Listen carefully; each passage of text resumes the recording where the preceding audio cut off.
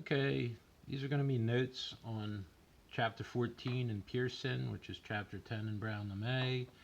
The subject is gas laws, and these are laws that determine how gases behave in systems.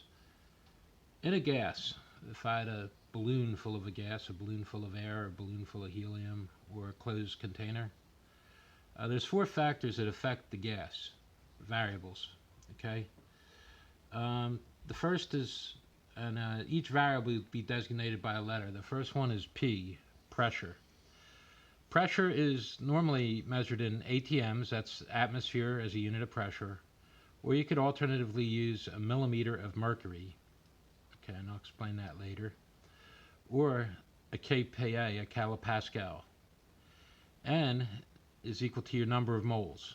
Okay, so if you had a sealed gas, the number of moles is the number of molecules or atoms in the gas. If I was to increase the number of moles, it would affect the pressure. By having more hits on the wall, it would increase the pressure. Okay, if I had less moles, that would decrease the pressure. Okay,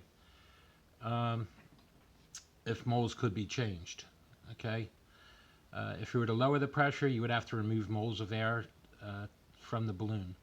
And that makes sense. If you had a balloon and you wanted to lower the pressure, you would take out moles of air. If you want to increase the pressure of your balloon, you're going to blow into it and put more moles of air into it. Volume is the third variable, V. Okay. As these two variables change, volume would change. Volume is measured in liters or milliliters.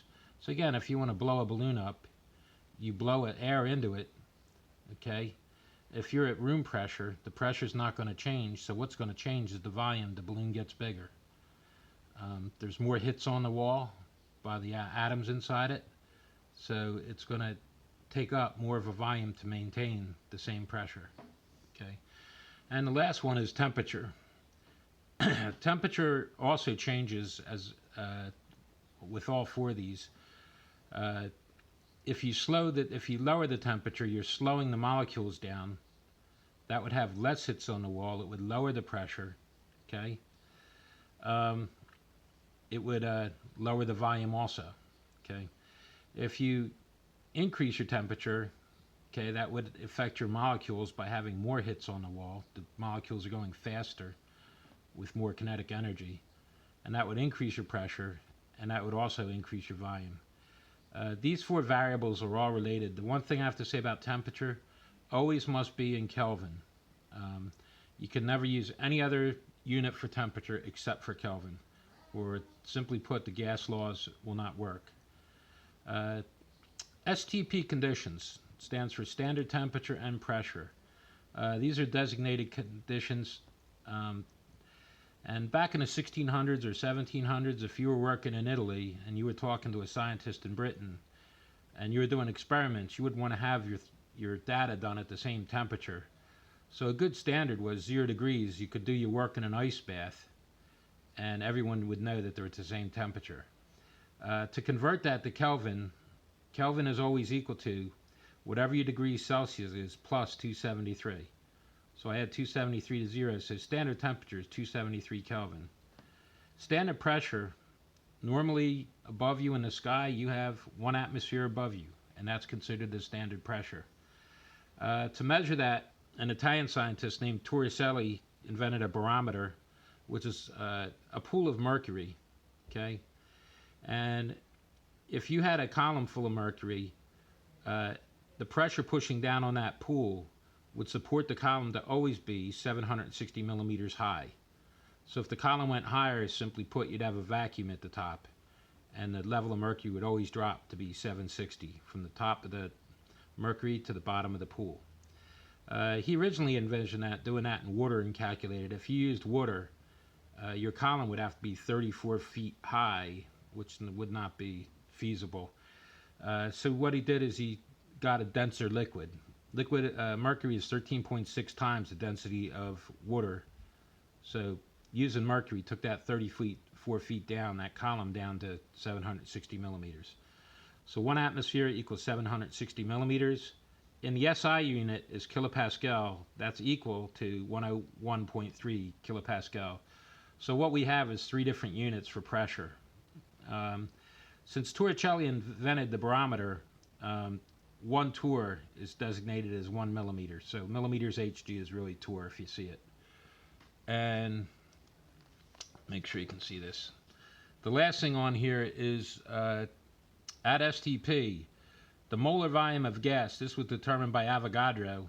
Okay, when he defined a mole as equaling 6.02 times 10 to the 23rd molecules or atoms of a gas at STP, 1 atmosphere and 273, he found that every gas occupied 22.4 liters no matter what gas you had. Okay, the difference in the gases would be their mass. If you have a heavier gas at the same temperature, a heavier gas is going to go slower. Okay, a lighter gas will go faster. So smaller gases are moving quicker, heavier gases are moving slower, but effectively because of the weight, because of the mass, they have the same hit, so they occupy the same volume. So we know that 22.4 liters equals 1 mole. That's when the pressure equals 1 atmosphere and when the temperature is equal to 273. Okay. Now there is an equation that links all this in. This is my second run of doing this. Okay.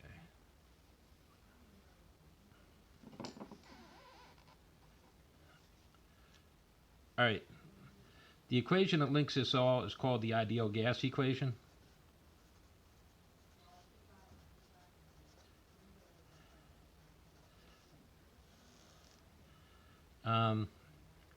The ideal equation is pressure times volume equals moles times a constant R times T. Our 4 variables are in there. P equals pressure, V equals volume, N equals number of moles of your gas, and T equals your temperature, which always has to be in Kelvin.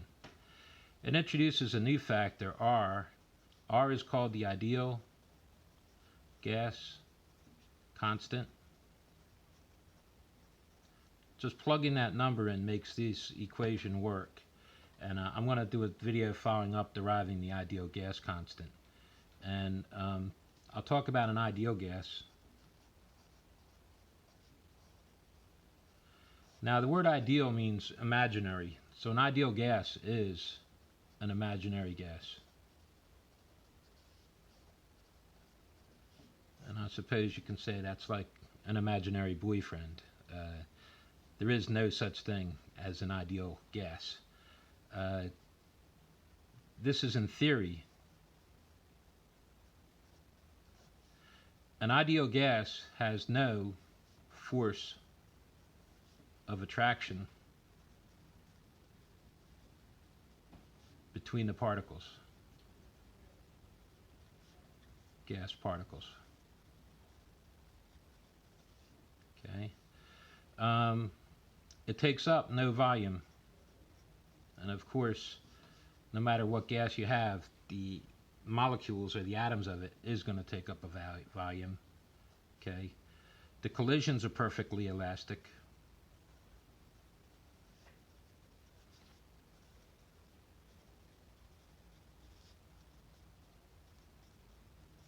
Okay.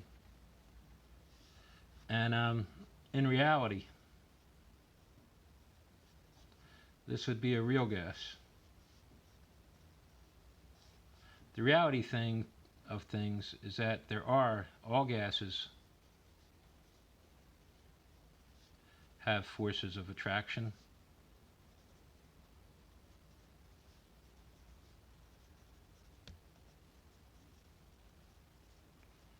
And that's okay. All gases have a volume, and collisions are not always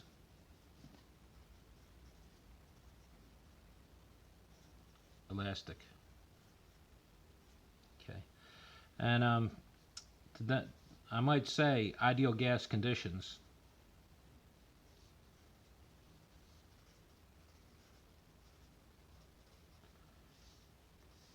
Okay, if I was to look at forces of attraction, what conditions would allow you to overcome forces of attraction? And that would be at high temperatures, because at high temperatures the gas molecules would be going very fast.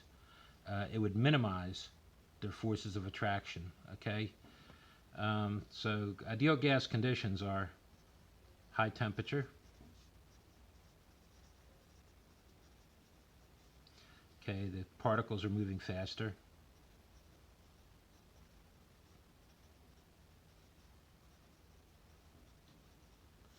And the second thing is you want to minimize the number of collisions.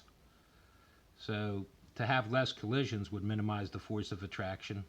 It would minimize your volume, and it would make the collisions more elastic. But as far as ideal gas conditions, you want to have low pressure.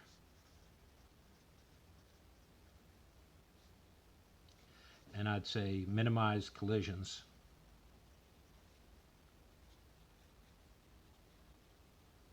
So your ideal gas conditions, high temperature, low pressure.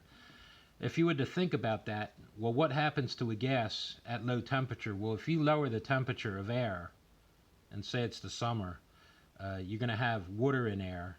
Well, as soon as the temperature comes down, the water is going to start to attract. And that's when a fog would develop. Or in a closed container, that's when you start to get condensation. And that's why you get gas particles forming on the outside of a glass of ice water, is the collisions are no longer elastic. So if you think, again, if you pressurize a gas, like if you pressurize carbon dioxide at a low temperature, you're going to make dry ice. It's going to form a solid because now the particles are close together, high attraction, and they stick together. And so again, ideal gas conditions, that's it. All right, that'll end this video. And next I'm going to do some derivations of PV equals nRT.